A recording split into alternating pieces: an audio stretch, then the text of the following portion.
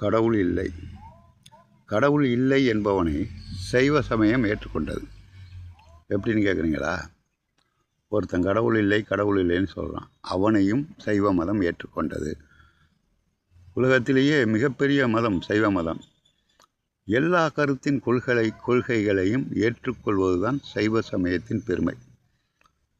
நாஸ்திகன் கடவுள் இல்லை என்பான், அவனையும் சமயத்துக்குள் அடக்கினார்கள். எப்படி? இப்போ கடவுள் இல்லைன்னு சொல்கிறான், எதை வச்சு சொல்கிறான்? ஏதோ ஒரு வகையிலே அவன் கடவுளை தேடி இருக்கிறான். தேடிய பொருள் அவனுக்கு கிடைக்கவில்லை, எனவே இல்லை என்று சொல்லுகிறான்.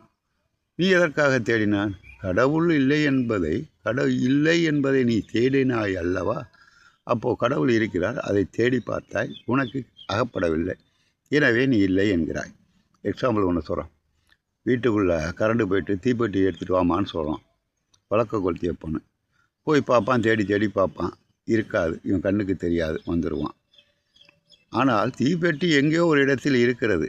இவன் இருளாகி விட்டவன், அந்த தீப்பெட்டி எங்கே இருக்குன்னு இவன் கண்ணுக்கு தெரியலை.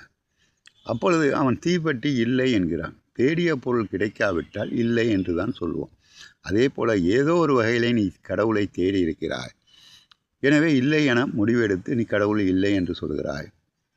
இல்லை என்பதை நாம் ஏன் தேட வேண்டும்? எனவே இல்லை என்று சொல்லுகிற நீயும் எங்கள் இனத்தில் சேர்ந்தவைத்தான். புரியுதுங்களா? சைவ சமயத்தை சேர்ந்தவன் தான் என்று ஏற்றுக்கொண்ட மதம் சைவ மதம். இது மிகப்பெரிய விஷயம். சைவ சித்தாந்தில் வரும் கருத்து. அகச்சமயம், புறச்சமயம், அகப்புறச்சமயம், புற அகச்சமயம் என 6 வகையாக பிரித்திருப்பார்கள். அதாவது அகச்சமயம் என்பது நம் சைவ கருத்துக்களுக்கு ஏற்கக்கூடிய ஒரு 10% ஏற்க மாட்டாங்க, 90% ஏற்றிருப்பாங்க. அவர்கள் அகச்சமயம். பக்கத்தில் உள்ளவங்க, இப்போ நம்ம உறவினர், நெருங்கின உறவினர்லாம் சொல்கிறோம்ல, அது அகச்சமயம். புறச்சமயம் என்பது உறவினர்கள் வெளியிலையும் இருப்பாங்க, ஆனால் நெருங்க மாட்டாங்க, நம்மள்கிட்ட நெருங்கி இருக்க மாட்டாங்க, எப்பயோ வருவாங்க போவாங்க. இந்த மாதிரி புற சமய கொள்கைகளையும் ஏற்றுக்கொண்டது சைவ சமயம். அகச்சமயம், அகப்புறச்சமயம், புற அகச்சமயம், இந்த மாதிரி 6 பெரும்பிரிவாக பிரிப்பாங்க. அதனுடைய விளக்கத்தை பெரிய லைவ் வீடியோவில் பேசுகிறேன். இந்த மாதிரி சைவ சமயத்தில் உள்ள கடவுளே இல்லை என்று சொல்பவனையும் சைவ மதம் ஏற்றுக்கொண்டது. அதுதான் மிக முக்கியமான விஷயம். நீ இல்லை என்ற ஒரு பொருள், இந்த வீட்டுக்குள்ளே குடம் இருக்குது, தண்ணி எடுத்து வாங்குகிறோம். குடம் ஒன்று இருப்பதனால்தான் தான் தண்ணி எடுக்க போகிற. புரியுங்களா?